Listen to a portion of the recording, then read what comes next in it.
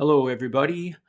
Happy Saturday to you. I hope you're all doing well. I'm going to do the scoreboard wrap up show today. So I did the last four box scores from this week's games. That's period five.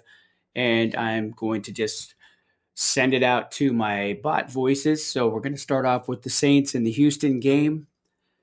Take it away. This will be my bot voice, Glenn, reporting from San Diego. This is an NBA Retro Fantasy Basketball League scoreboard update. The San Diego Saints used another big game from Josh Giddey to get over the Houston Rockets. Giddey led all Saints in scoring with 29 fantasy points in 37 minutes. Josh Hart and Daniel Gafford added 16 apiece for San Diego, who moved to 4-1 on the season. Houston got big games from James Harden, Karl Anthony Towns, and Scotty Barnes, who all scored at least 20 in the game. However, the Rockets were shorthanded as guards Kevin Porter and TJ McConnell missed the game, and Houston lost 13 minutes in the box score as a result. Next up for the Saints is Paulo Banchero, Giannis, and the Pistons. Once again, the final here, San Diego over the Rockets 128-112. All right, next up we have the Fort Wayne Pistons and the Denver Nuggets. And the Nuggets looking like a pretty good team this year, as are the Pistons. This should be a good one. I'm going to take it out to my bot voice once again for the report.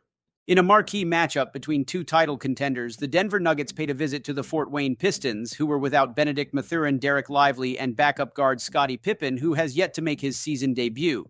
Pistons point man Cade Cunningham is out to a strong start on the 2025-26 season, and he showed up for the Pistons with 21 fantasy points in 38 minutes.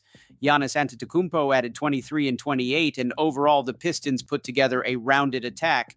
However, it wasn't enough to get over the Nuggets, who rode a hot performance by veteran point guard Russell Westbrook, who scored 26 in 36 minutes. Shai Gilgeous-Alexander also had a hot hand for Denver, adding 25 points in 33 minutes, and the Nuggets ended up winning their fifth game of the season over Fort Wayne, 131-123. Next up for the undefeated Nuggets is the Red Hot Warriors in what promises to be a special game between two heavyweights. Again, your final, Nuggets 131, Pistons 123. And moving right along here, I'm going to take this one out to another bot voice I have. That's Berto Jolief. I like this guy because he's got a lot of energy. He's kind of like a salesman voice. And I like to kind of mix it up a little bit. I threw in another voice today that you're going to hear that I haven't used yet in the basketball league. But it's kind of a fun little service I have here. This 11 Labs. You can create voices, you can clone your own voice, and I just like, sometimes just typing things out and letting them do the talking. They're a lot faster than me and a lot more concise a lot of times. Of course, there's always that situation where they don't say things just right, and that always sucks. But at any rate, just having some fun here today. Hope you guys are doing well. It's Saturday. It's college football day, of course. I'm looking forward to the Oregon Ducks game. I think they're playing Iowa later on, so I'm going to be watching that, and then I have to work tonight. But for now, just kicking out these basketball scores, and that way we are done with this thing until Monday when the new box scores are due, when the game period ends, the current one, which is game period 6. That is the Friday, Saturday, Sunday games. Hope you guys are all getting a feel for how this league works. And without further ado, let's go out to that Chuck and Heat Checks versus Boston Celtics game. Devin Booker and Alperen Sengun each scored 19 points for the Celtics, and Shaedon Sharpe scored quality points in low minutes. But it wasn't enough to get over the Chuck and Heat Checks, who got their first win of the season by a final of 123-101. The Heat Checks were led by center DeAndre Ayton, who scored 23 in 32 minutes, and forward Michael Porter, who added 20 in 35. Ron Holland and Isaiah Jackson also played well for the Heat Checks off the bench, scoring 12 and 11 respectively. Next up for the Heat Checks is the struggling 1 and 4 Rockets, while the Celtics face the 2 and 3 Poway Eagles. Again, your final, Heat Checks 123-101 over the Celtics.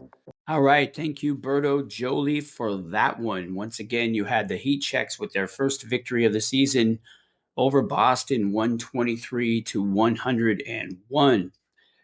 The last game of the period is between the Philadelphia 76ers and the San Francisco Warriors. That's Phil Johnson's team.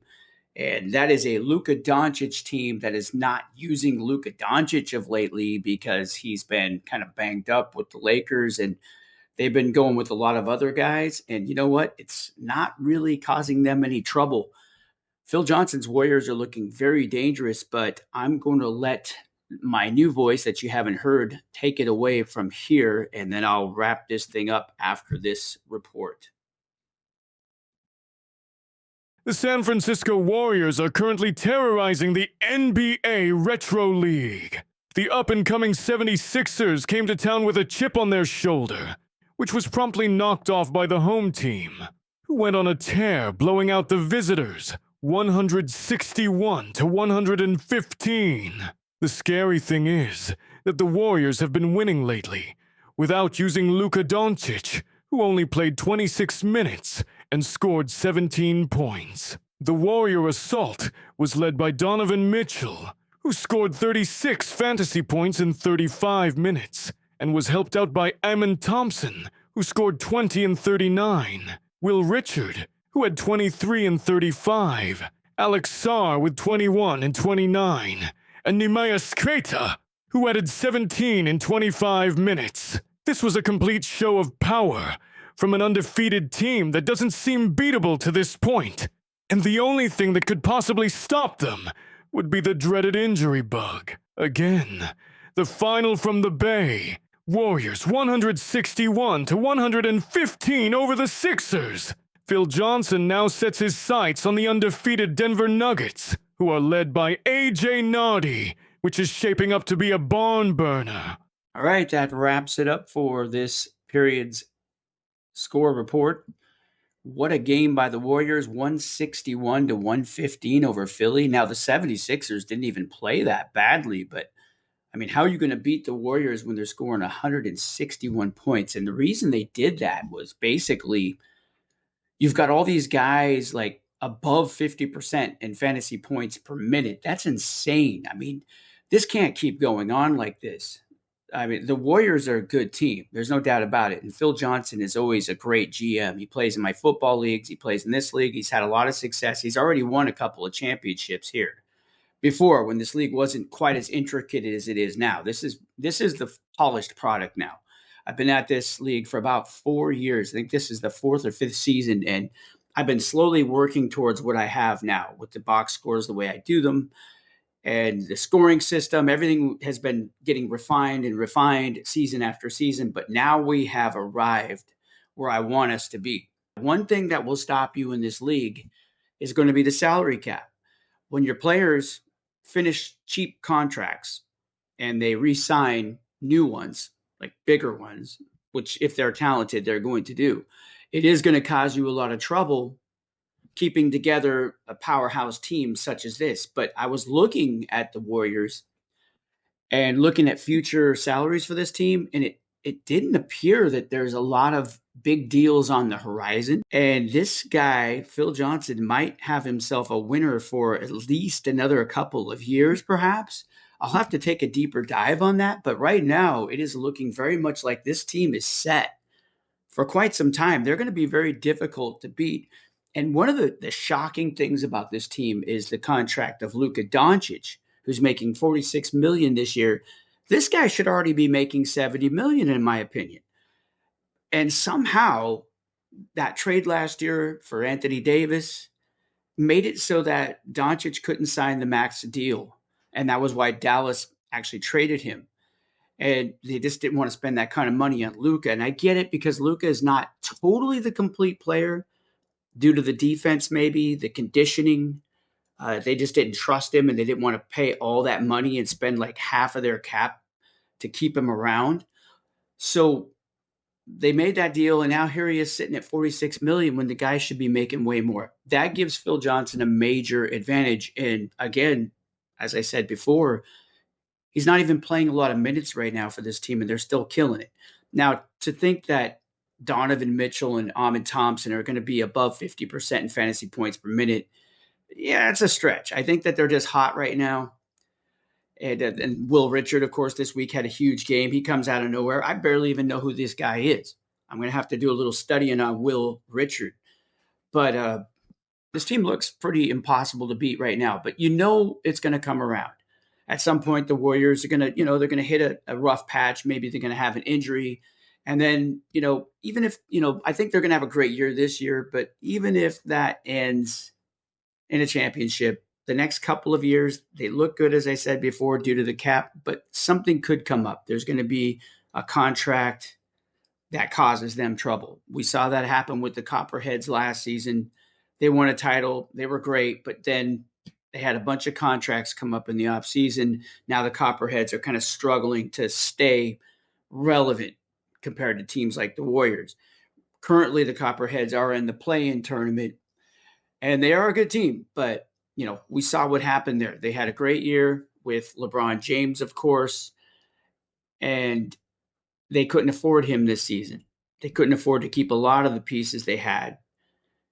And that's why now they're struggling. And I see that happening for any team in this league. If you have some success, it's probably because you have some lower price contracts. You got lucky with some rookies and some young players.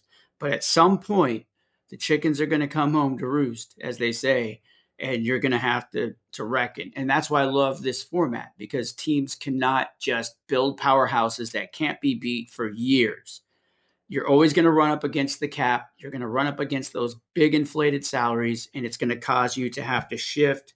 You're always going to have to be having an eye on the future, have an eye on those young players. You're going to have to do your scouting.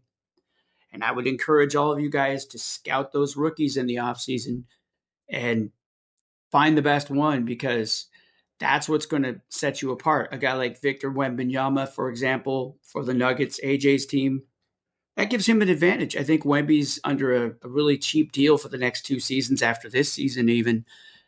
That's going to give him an advantage. So just things to keep in mind. At any rate, I'm just rambling at this point. Happy Saturday to everybody. Hope your college team wins. Go Ducks. And I will talk to you guys again on Monday when the new box scores are due. I'll probably average 2 a day, but you never know. I might put out a couple more in a day or maybe one more, but we'll see how that goes. At any rate, thanks for listening, everybody. We'll talk to you soon.